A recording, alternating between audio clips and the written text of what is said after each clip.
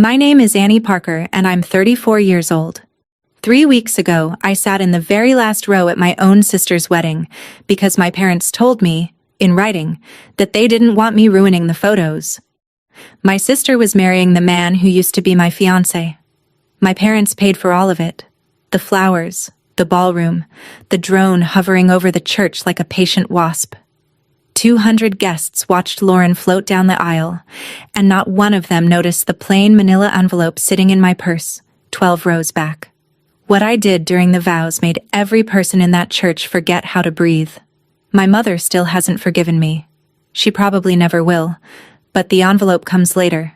First, you should hear what my family taught me about pictures, because everything that happened in that church started with a photograph taken 22 years ago. Welcome back to Calm Drama Stories, where family secrets come to light and quiet women finally stop staying quiet.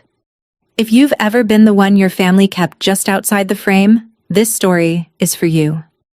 Drop a comment telling me where you're listening from and be sure to subscribe. I've been a paralegal at Hartwell & Boone for 11 years.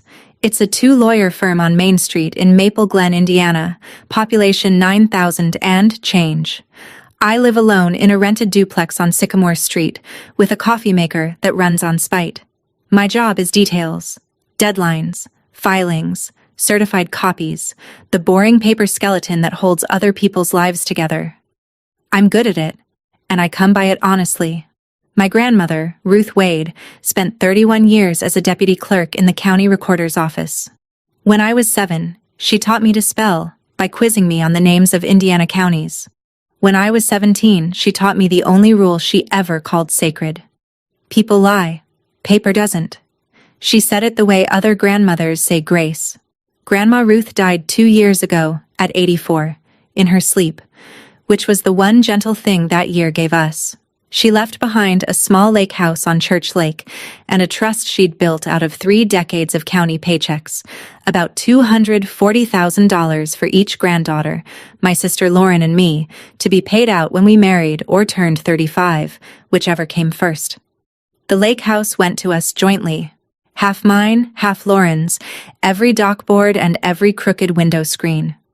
My mother called the trust Ruth's Little Project. My father just signed where the lawyer pointed. I called it what it was, the only inheritance in our family that came with love instead of conditions. Grandma Ruth left us one more thing she never wrote down. It took a wedding, a stranger's phone call, and one manila envelope for me to understand what it was. Here's the photograph you need to see. December, the year I turned 12. My mother, Carol Parker, ran a flower shop back then, and she ran our family the same way she ran her window displays. Everything angled toward the street. That Christmas she hired a photographer for the annual card. I had new braces, a cold sore, and a haircut my mother called unfortunate. Lauren was 9, fresh off winning Little Miss Harvest days, all ringlets and dimples. The photographer took one look at the 4 of us, and my mother took one look at me. Then she smiled and said we'd do 2 versions, just in case. The card that went out to 300 households that year showed my mother, my father, and Lauren in matching cranberry sweaters. 3 people. My mother framed it and hung it over the fireplace, where it stayed for 22 years. When I asked about it, once, at 13, voice shaking, she straightened the frame and said the sentence that ran our house like a furnace. "Family is how it looks, sweetheart." My father, Tom, said nothing. He adjusted the lamp so the frame wouldn't catch a glare. That was Dad, an electrician who could fix anything in the house except what was wrong in it. And here's the part I need you to understand, because it took me 2 decades to see it. I wasn't angry back then. I decided the picture people needed a crew, and I would be the crew. I held the reflector. I steamed the sweaters. I believed that being useful behind the camera was its own kind of being loved. That belief cost me more than any man ever did. You'll see exactly what it cost by the end of this story. Derek Callahan came to Maple Glen 3 years ago, 35 years old, a regional sales manager for a dental equipment company. The job kept him on the road 4 days a week, which I'd later learn was the whole point of the job. He looked like the man on page 12 of a catalog. Good teeth, good handshake, sleeves rolled to exactly the right place. He learned every church lady's name in a month. He fixed my father's gutters without being asked. And he courted me like a man who had studied for it, which, as it turns out, he had. He brought coffee to the firm on Thursdays. Black, no sugar, the way I take it. A detail he clocked on our first date and never once got wrong. My mother put a photo of us on Facebook. It was the first time in my life I'd been the daughter worth posting. We got engaged a year and a half before the wedding this story is about.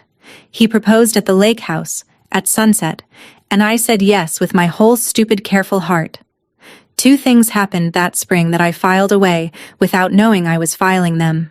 First, Derek asked a lot of questions about Grandma Ruth's trust, how it paid out, who managed it.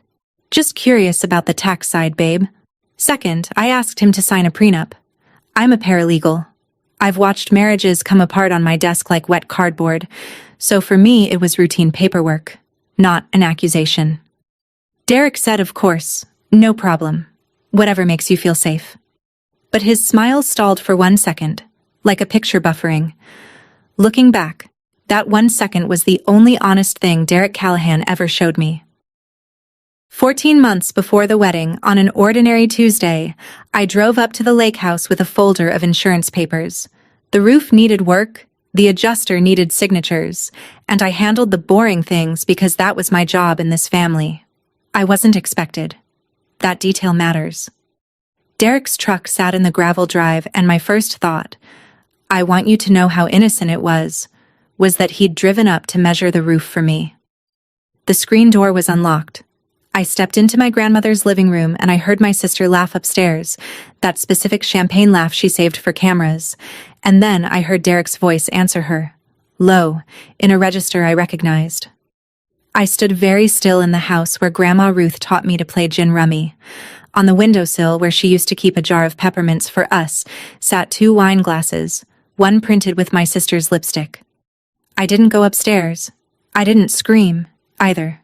People always ask. I'm a paralegal. I don't scream, I inventory. 2 vehicles in the drive, 2 glasses on the sill. 1 engagement ring on my left hand, 4 months old. I took the spare lake house key off my keychain, set it on Grandma Ruth's kitchen table where they couldn't miss it, and walked back to my car on legs that belonged to someone else. Then I sat behind the wheel and watched the lake be beautiful for a while, because it didn't know any better. On the drive back to town, my phone started buzzing against the passenger seat, over and over, like something trapped. I assumed it was Derek, choosing his words. It wasn't. It was my mother. And what she said when I finally answered told me everything about the next 14 months. My mother didn't ask if I was all right. I need you to sit with that. Lauren had already called her, crying, getting her version planted first, a skill my sister had practiced since grade school. Mom's voice came through the phone, smooth as fondant. These things happen, Annie. You were always married to that job of yours. Lauren needs this. Don't make it ugly. That fast, my engagement became a scheduling conflict.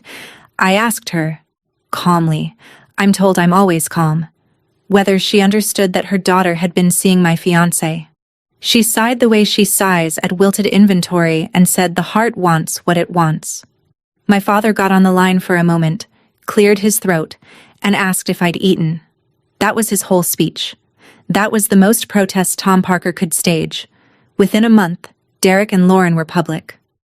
The church whispered for exactly 2 weeks, because that's how long it took my mother to work the room. By Easter, the story around town was airtight. The engagement had been quietly fading for ages.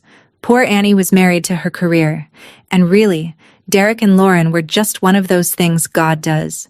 She told the casserole ladies I had given the couple my blessing. I found that out at the pharmacy, from a woman who patted my arm and called me gracious. So the woman whose ring got recycled became the villain's understudy, and the couple got a love story. That's what my mother could do with a narrative and a Sunday potluck. Here's the question I carried around all year, the one I'd answer at a church altar in front of 200 people. What do you owe the truth when the people you love only love the picture? Keep that question in your pocket. We'll need it. 8 months before the wedding, Derek proposed to my sister with a 2-carat ring at a winery with a photographer he'd hired in advance. Of course there was a photographer. The engagement announcement ran in the Maple Glen Courier with a half-page photo. Derek and Lauren on the dock of my grandmother's lake house, golden hour, his hand on the small of her back. My mother shared it to the town Facebook group she administers, and it traveled the way small-town news travels, which is to say, instantly and forever. Then Mom did something that told me how much this wedding meant to her, and I mean that mathematically. She put a chunk of her retirement savings into it. The Grand Marion Ballroom for the reception, 200 guests, a photographer from Indianapolis and a drone operator, because apparently heaven needed a copy too. People called it the biggest wedding Maple Glen had ever seen, and my mother repeated the phrase like a rosary. Around that time, Lauren texted me for the first time in a year. No apology, no acknowledgement. Just this. Since you never use the lake house, would you sell me your half? Derek says it's smarter for taxes. I stared at that message for a long time, not at the request, at how the second sentence began.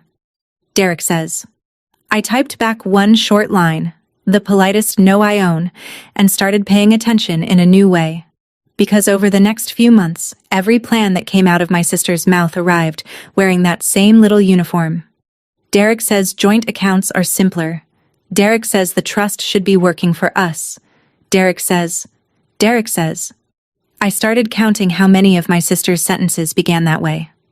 I stopped counting at 30 because by then I'd started doing something more useful. I started listening like a paralegal.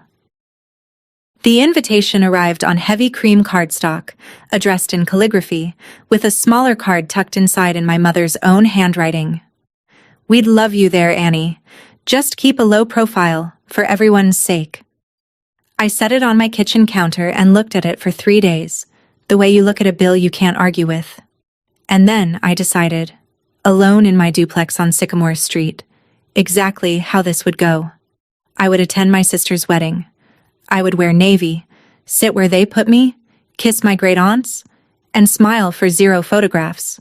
And then, once the cake was cut and the drone had landed, I would quietly remove myself from the Parker family orbit. No scene, no letter, no forwarding address for holidays.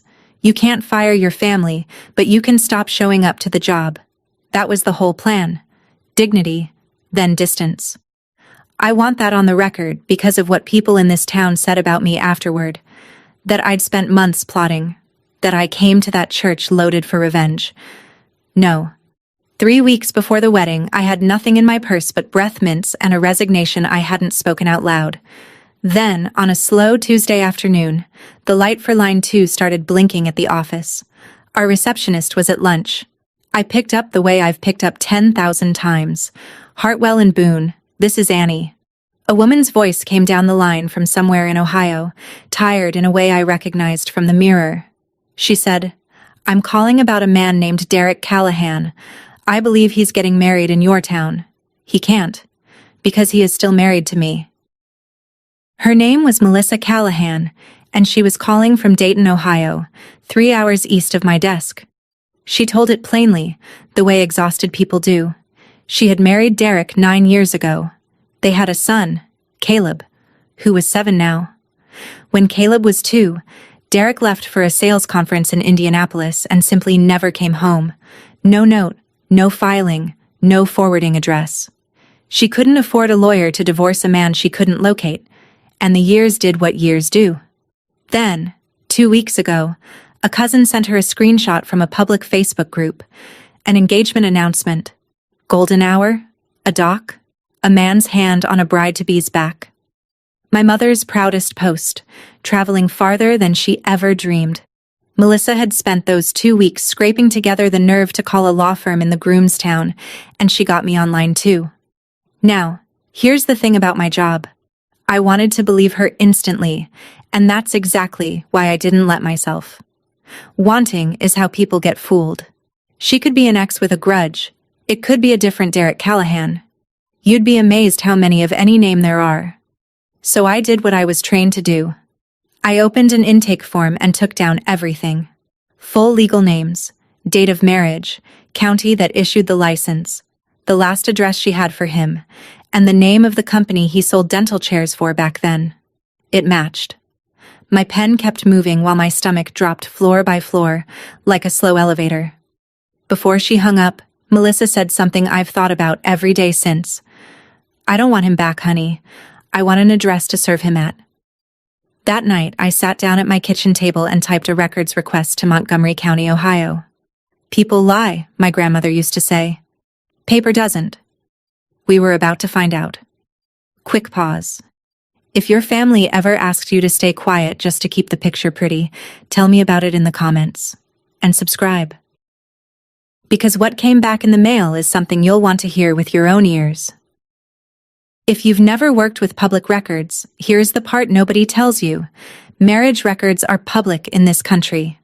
Anyone, you, me, a tired baker from Dayton, can request a certified copy of anyone's marriage certificate from the county that issued it. It costs about as much as a large pizza. There's no national database that catches a man who marries in Ohio and applies for a license in Indiana. The system runs on the honesty of the person filling out the form.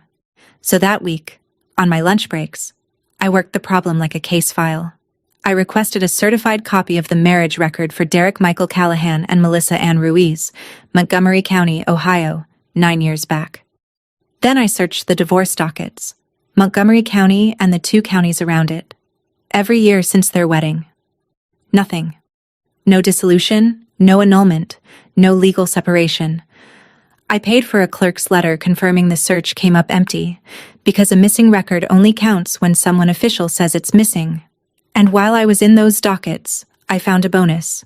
A civil default judgment against Derek M. Callahan, 5 years old, for $38,000. Money he'd drained from accounts he shared with Melissa's family bakery before he vanished. Fraud, reduced to a judgment he never paid, sitting in a courthouse where anyone could read it. The dates lined up with a gap in Derek's resume I'd once accepted without blinking. Friday afternoon, I laid the printouts on Harold Boone's desk and watched my boss read. Harold has been a small-town lawyer for 30 years and startles at nothing. He took off his glasses, rubbed the bridge of his nose, and said, "Annie, if this certificate is real, your sister's wedding is a felony with catering." Then Harold said the second thing, the lawyer thing, the thing that cost me a week of sleep. "Until the certified copies arrive with a raised seal, you have a story, not proof. And if you say this out loud in Maple Glen before you can prove it, his attorney sends us a defamation letter by Thursday." He leaned back and looked at me kindly, which somehow made it worse. "Annie, think about the town. The jilted sister accuses the perfect groom. You'd lose in the court of public opinion before you ever saw a real one. He wasn't wrong. My mother had spent 14 months writing me into the role of the bitter one, and an accusation without paper would fit that costume like it was tailored. So I waited for the mail, and at night I lay in my duplex doing math on the ceiling. If Melissa was telling the truth, my sister was 3 weeks from marrying a felony. From a honeymoon paid out of Grandma Ruth's trust, from joint accounts with a man whose actual wife couldn't afford a lawyer. If Melissa was lying, and I ran with it, I would become forever and officially the woman who tried to burn down her sister's wedding out of spite. There was no version where I got to be sure and safe at the same time. I want to be honest about something. A small, cold voice in me said, "Let it happen. You warned no one. You owe no one. Let the picture-perfect couple have their picture-perfect fraud." I noted that voice the way I note a hostile witness. Then, on Saturday morning, I decided to try the gentlest door first. I texted my sister and asked her to coffee. Just us. It did not go the way I hoped. We met at Bean and Birch on Main, the coffee shop with the wobbling corner table, and my sister arrived 20 minutes late in wedding planning mode, all binder tabs and highlighter. I hadn't been alone with her since the lake house. She looked genuinely happy, which complicated everything. I kept it soft. I asked about the flowers, the band, Mom's seating chart. Then I set my cup down and asked the one question I'd rehearsed. "Lauren, how much do you actually know about Derek's years in Ohio?" Her whole face changed climate. She'd been waiting 14 months for me to say something exactly like that, and here I was, right on schedule, the bitter older sister with her little insinuations. She didn't even ask what I meant. That's the detail that still gets me. She never asked what I knew. She leaned across the table and said, low and triumphant, "It's not stealing if he chose me." Then she gathered her binder like a verdict and told me some people can't stand watching other people be happy. She was gone before her latte cooled. 20 minutes later, my phone rang and I knew who it was before I looked, because my sister has always had one reflex faster than her smile, reporting to headquarters. My mother didn't bother with hello. "If you try to spoil this wedding, Annie, don't come at all. Do you understand me?" I understood everything. The sister door was closed. The mother door had never existed. I drove home to Sycamore Street with both hands on the wheel and did dishes until midnight, because dishes are honest work that can't be spun. Then, near 1 a.m, my phone lit up. A text from Melissa in Dayton. "You sound like you don't believe me yet. I understand. Come see for yourself. Bring nothing. I'll show you everything." That Saturday, I told no one where I was going. I put on jeans, filled a thermos, and drove 3 hours east on I-70 to a diner in Dayton, Ohio, next door to the bakery where Melissa works the ovens at 4 a.m. She was already in the booth when I got there. She looked like her voice. Pretty once you saw past the tired, with flour still ghosted on one forearm. And in the booth beside her sat a small boy with Derek Callahan's exact chin, coloring a placemat. Caleb, 7 years old. He was drawing a house with 3 stick people in front of it, and the tallest one, the father-shaped one, had no face. He just hadn't gotten to it, probably. I've never been able to make myself believe that. Melissa didn't do speeches. She reached into a paper grocery bag and slid something across the formica, and that slide, that soft scrape of laminate on tabletop, is the sound I will remember from this whole story when I've forgotten everything else. A marriage certificate, laminated like a diploma. Derek Michael Callahan and Melissa Ann Ruiz, Montgomery County, Ohio. 9 years ago, June. Signatures, seal, the works. Then she talked, and the pattern rolled out like carpet. Derek had courted her exactly when her mother's bakery was being sold, exactly as money was about to attach itself to her name. Charm, gutters fixed, coffee memorized. I could have recited it with her. Married in June, accounts merged by September, and then drained and gone before their son could say the word daddy right, leaving her a judgment she couldn't collect and a marriage she couldn't afford to end. "He doesn't marry women, honey," Melissa said, stirring coffee she never drank. "He marries money that comes with a woman attached." I was still holding the certificate when she looked up and added, almost gently, "There's one more thing you should know. It's about that trust your grandmother left." Here is what Melissa knew. Secondhand, but specific. A mutual friend from Derek's Ohio days, the one man he still drank with when he passed through, had heard Derek brag months ago that his new fiancé had, quote, "an inheritance that unlocks the day we sign." That sentence reorganized my entire year, because Grandma Ruth's trust pays out on marriage. $240,000, released to Lauren the day a marriage license comes back signed and filed. Derek hadn't asked me those curious little tax questions as my fiancé. He'd been reading the terms of a safe he planned to open, and when I slid a prenup across the table, I turned the lock. So he switched doors, to the sister who signs whatever's put in front of her. And Lauren had already opened a joint account with him, for the honeymoon, she'd told people, with both their names on it, and no reason for patience after the wedding. I asked Melissa what she wanted out of this, and I asked it carefully, because I needed to know what I was carrying home. She glanced at Caleb's placemat and kept her voice level. "I want him served with divorce papers at a real address. I want child support. And I want my son to stop asking why his dad's new family gets him and we don't. That's all, Annie. I'm not coming to burn a wedding. I'm coming to end a marriage that never ended."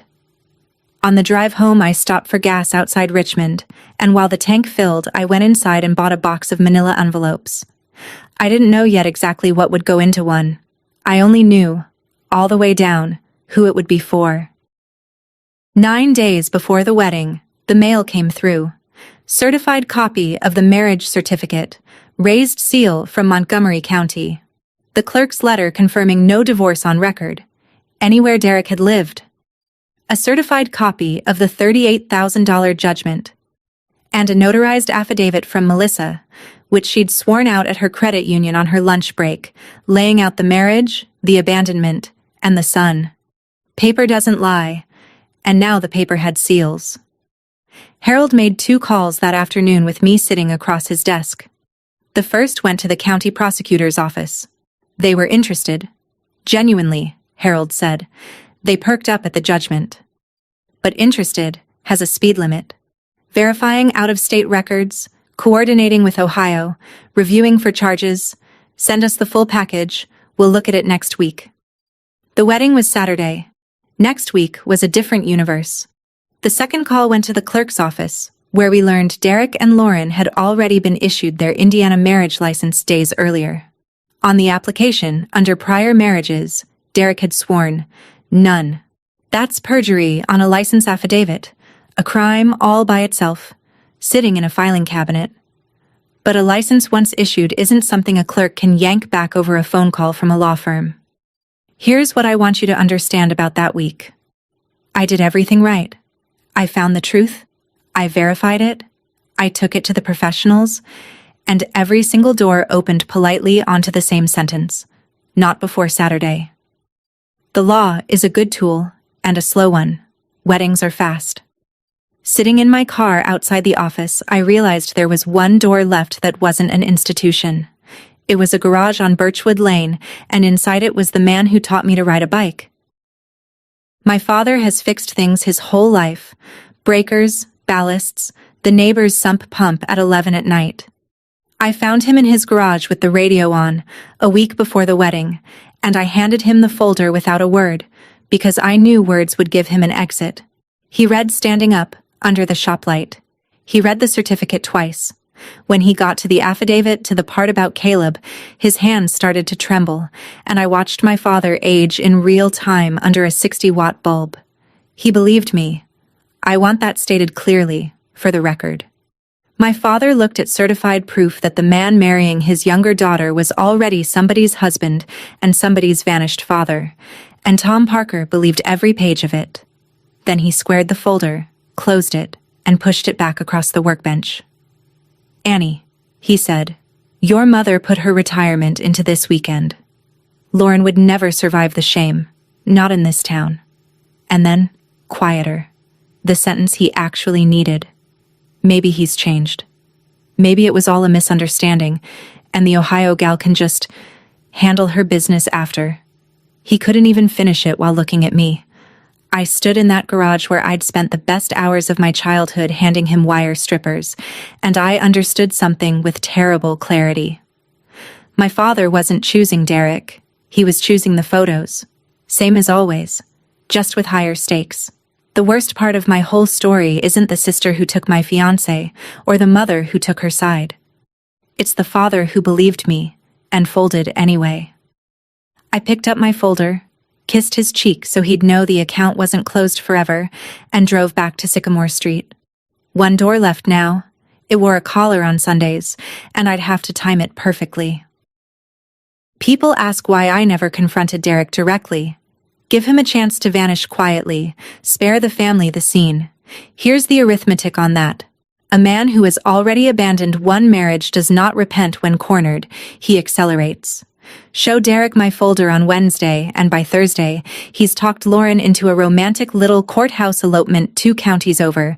The license was already issued, any Officiant would do. And the trust unlocks before my certified mail even lands. Or he empties the joint account and evaporates, and Melissa loses the address she'd waited 5 years for. Warning him wasn't mercy. It was handing the fastest man in the family a head start. So at the reconciliation dinner my mother insisted on, her phrase, printed on a chalkboard she'd bought for the occasion. I said almost nothing. I passed the green beans. I compared notes on humidity with my great-aunt. And one time, when Derek was holding court about honeymoon plans, I set down my fork and tried a single flat sentence across the table. "Dayton's nice this time of year, isn't it, Derek?" His face did the thing again, that 1-second buffer, the picture stalling.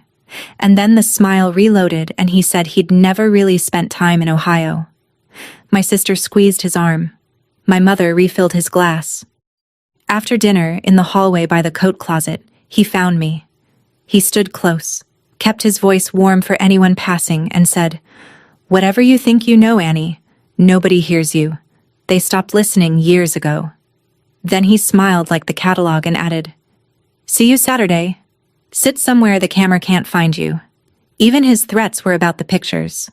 He'd learned the house rules faster than I ever had. Thursday evening, 2 days out, the Grand Marion glowed like a cruise ship. Rehearsal dinner for 60. My mother moved through the ballroom with a clipboard, radiant, fully alive, directing centerpieces like a woman conducting the orchestra she'd waited 61 years to stand in front of. I asked her for 10 minutes. I got 4, in the hallway by the ice machine. I held the folder where she could see it and said, "Mom, before Saturday, you need to read what's in here. It's about Derek. It's certified. It's real." She looked at the folder the way she once looked at my braces. She didn't reach for it. She smoothed the front of her jacket and delivered the speech she must have been drafting since the day I answered line 2. "I have 200 guests coming, a photographer from Indianapolis, and a drone, Annie. Whatever is in that folder, it is 2 days too late, and one sister too bitter. You will sit in the back row, you will smile, and you will not ruin the photos." Then she walked back into the light and laughed at something the caterer said, and I stood by the ice machine listening to the machine make ice, which at least was honest work. Something in me finished breaking, and the break was clean. You will not ruin the photos. 22 years after a Christmas card with 3 people in it, the frame had never once widened to fit me, and it never would. I walked to my car through the warm June dark, sat behind the wheel, and called Dayton. Melissa answered on the second ring, wide awake. Bakers and paralegals. Nobody sleeps the week before a felony. "Come," I said. "Come Saturday. Bring your certificate and bring Caleb's birth certificate, and I'll buy the tickets myself tonight." A long breath traveled 300 miles of phone line. Then she said, "We'll be there Friday night." The wedding was 2 days away, and there was no going back now. For either of us. Before we get to that Saturday, tell me something in the comments. Have you ever had to choose between keeping the peace and telling the truth? Because I was about to find out what that choice actually costs. Stay with me. Melissa and Caleb landed in Indianapolis on Friday evening, and I drove them to a motel out by the highway, past the edge of anywhere my mother's Facebook group could see. Caleb fell asleep against his mother's shoulder in my back seat, and Melissa and I sat in the parking lot afterward with the dome light off, 2 women planning the calmest ambush in Indiana history. Because here is what this was not going to be.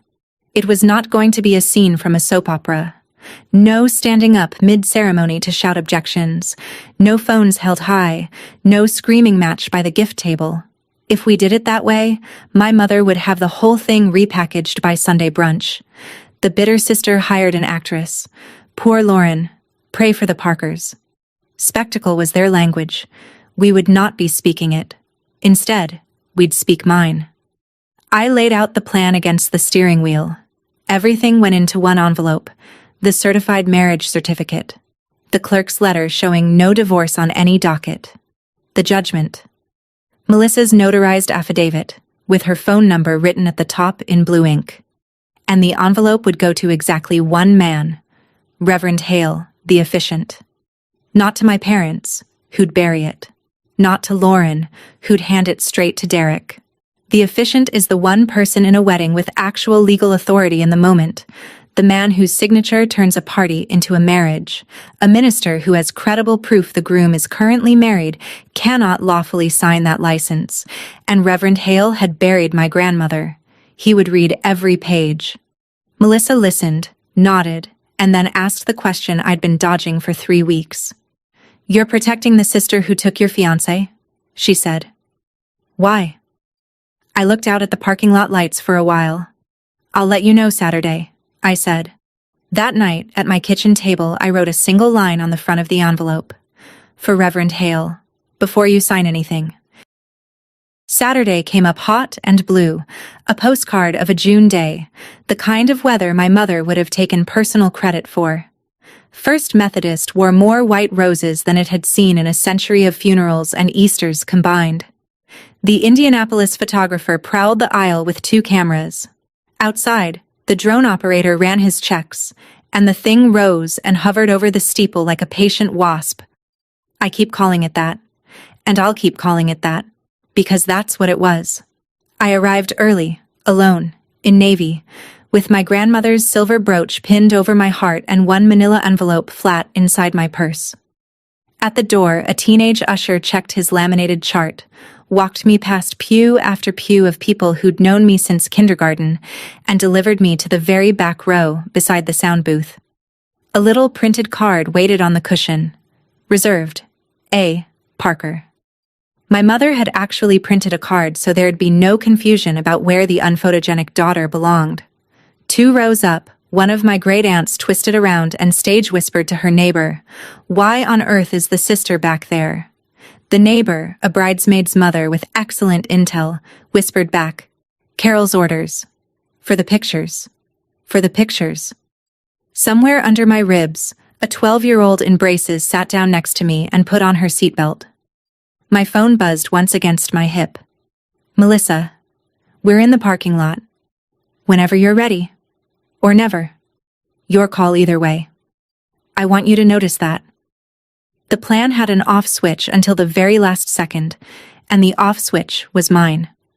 I could hand the envelope over quietly after the ceremony, let the lawyers unwind it all in a month, let the fraud become official before anyone stopped it. Or never. I texted back the last piece of the plan, wait in the narthex once the doors close, and watch through the glass. Then turn my phone face down as the organ began, and 200 heads swung toward the doors like one animal. You should know that my sister was breathtaking. I have earned the right to say cruel things about Lauren, and I'm telling you she came down that aisle like weather, like something you plan a day around, and the whole church made that soft sound crowds make. My father walked her, gray-faced and gorgeous in his rented tux, and even from 12 rows back I could see his jaw working, and I still wonder, what it cost him to hand her over to a man whose marriage certificate he'd read under a shoplight. My mother stood at the front pew in champagne silk, chin high, presiding. This was her painting, decades in the making, finally hung. And Lauren, here's what nobody warns you about. Lauren looked happy. Not smug, not staged. Actually, radiantly happy. My baby sister, 31 years old, marrying the love of her life in front of everyone who mattered. Doubt sat down next to me, right on the reserved card. What if I let this be? Who appointed me the family's fact-checker? The certified copies weren't wrong. Seals don't have moods. But for one long minute I interrogated every step that had led me to this pew with this envelope, and my heart put on quite a defense for silence. Then the procession reached the altar, and I watched Derek take my sister's hands. And Reverend Hale, 66 years old, silver-haired, the man who read the 23rd Psalm over Grandma Ruth's casket, looked out at the congregation the way he always does before he begins. His eyes moved across us like a benediction, row by row, and they snagged, just for a second, on the last row. On me. The man had known our family for 40 years. He knew exactly whose sister was seated by the sound booth, and something in his face asked a quiet question. I didn't know it yet, but mine had already answered. The ceremony was beautiful, if you like that sort of thing, and I say that as someone who once planned this exact ceremony with this exact groom.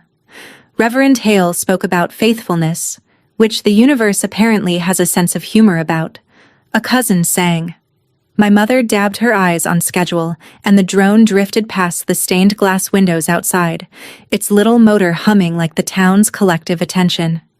And then, during the ring exchange, the universe handed me one final gift, and it came, as truth often does, from a man who'd had 3 bourbons at lunch. The best man, Derek's golf buddy, imported from Cincinnati, leaned in while passing the ring and murmured something meant to be private. But churches are built to carry sound. Every usher learns that the hard way, and so did he. Lake house honeymoon, he breathed, then straight to the bank Monday, right? And Derek, my sister's almost husband, standing at God's own altar, winked. A wink at the altar, about the bank, about my grandmother's trust, unlocking in roughly 4 minutes, the moment ink hit that license. Whatever was left of my doubt stood up, gathered its things, and left the building. I touched Grandma Ruth's brooch. People lie, she told a 17-year-old girl in a records office 31 years deep. Paper doesn't. And the paper, sealed, certified, patient, was sitting 12 rows from the only man in the building legally required to care what it said. Reverend Hale turned the page in his book. Then he said the old words, the ones every wedding says and no wedding means. If anyone here can show just cause why these two may not lawfully be wed, speak now, or forever hold your peace. 200 people smiled and held their breath for the pretty little pause. The pause where nothing ever happens. I unclasped my purse. I need to slow down and show you the fork in the road, because this is the exact moment my whole life sat in my 2 hands, and I want you to weigh what I weighed. Option 1, keep my peace. Stay seated, let the pause pass, let them sign. The trust unlocks. And then, inevitably, mathematically, Derek does what Derek does. A year, maybe less, and the accounts are dry. The lake house is leveraged, my sister is ruined, and my mother's masterpiece wedding becomes the most expensive photograph in Indiana. And me? I'm innocent. I warned them. I went to my sister, my mother, my father, one by one, and every one of them chose the picture. All I had to do was keep being what this family had raised me to be. The quiet one in the back, out of frame, holding her tongue. Revenge without fingerprints. Punishment I didn't even have to administer, because they had built the machine themselves and climbed inside it. I'm not going to pretend that voice wasn't loud or that it wasn't at least a little bit sweet. But sitting there in row 12, I did the inventory. A 7-year-old draws his father with no face. My grandmother polishes the county seal on a Friday night and tells me paper is the only thing that doesn't lie. A 12-year-old holds a light reflector so her family can look perfect without her in it. And I understood, all at once and completely, that if I sat still now, I wasn't punishing them. I was joining them. Silence to protect the picture. That was the family business. And this was my final interview. The truth wasn't a favor Lauren had earned. It was just the only thing I had that was real, and the only person it could still save was standing at that altar in white. Reverend Hale opened his book to the vows. I opened my purse, and I stood up. Derek was mid-vow when my pew creaked. He was actually saying it, forsaking all others, as long as we both shall live. When 200 heads began turning toward the back of the church in a slow wave, like grass in wind. The organist half rose off her bench. The photographer's shutter went still. Even the drone outside seemed to bank toward the windows. And I walked. 40 steps down the center aisle of First Methodist, in navy, in flats. My grandmother's brooch catching the stained glass light, a manila envelope held flat against my side. I was not fast. I was not slow. I've filed motions with more drama than that walk. Somewhere on my left I heard my mother stand, heard her voice crack across the hush like a dropped tray. Annie, the photos. And I want you to know I felt nothing snap in me when she said it. No rage, no triumph. Just confirmation, arriving on schedule, that even now, even here, the frame mattered more than what was standing inside it. Derek's face found me over my sister's shoulder, and I watched the catalog smile do its little buffer, and this time it did not reload. Lauren turned last, confused, then irritated, then, when she saw the envelope, something older than either. I did not look at her long. I walked to Reverend Hale, who had not moved, whose face had gone very still and very kind, and I held out the envelope with both hands, the way you hand someone something heavy. I kept my voice low, but the church was so quiet it carried anyway, and half of Maple Glen will recite my next words at potlucks until I die. Reverend, before you sign anything today, you need to read what's in here. I'm sorry it has to be now. Then I stepped back, folded my hands, and waited. Reverend Hale looked at me for a long moment, and he opened the envelope. Reverend Hale read the way careful men read, slowly, twice. He read the certificate with its raised seal. He read the clerk's letter. He unfolded Melissa's affidavit, and I watched his eyes stop partway down, on the paragraph I knew was about the boy. The church made no sound at all. 200 people, a drone idling somewhere above the steeple, and the only noise in First Methodist was paper turning. My mother started up the side aisle with her event coordinator smile bolted on, hissing something about a family matter and the reception schedule, and Reverend Hale did something I have never seen anyone do in 40 years of knowing her. He held up one hand and my mother stopped walking. Then he removed his reading glasses, looked at the groom, and asked, in the voice he uses over caskets, "Derek, is any of this true? Are you, at this moment, a married man?" And here is where Derek Callahan, professional charmer, made the mistake that sank him faster than any document could. He laughed, that easy golf course laugh, hands spreading wide, and said, "Reverend, come on. That's ancient paperwork. Ohio stuff. We were basically separated. It wasn't even a real." He stopped on his own. No one had interrupted him. The sound of the room had simply changed. A whole congregation inhaling at once, 200 people doing the math on basically. My sister's bouquet dipped, very slowly, like something wilting in fast forward. Lauren looked at the envelope, then at Derek, and asked, in a small voice the microphone caught and threw to the rafters, "What paperwork from Ohio, baby?" And before Derek could reload the smile, the double doors at the back of the church opened, and the answer to her question walked in, wearing her good dress and holding the hand of a 7-year-old boy. Melissa did not storm the altar. She stopped a respectful distance down the aisle, in the manner of a woman returning something that had been delivered to her house by mistake, and she spoke as calmly as she'd spoken to me on line 2. "I'm not here to shout," she said.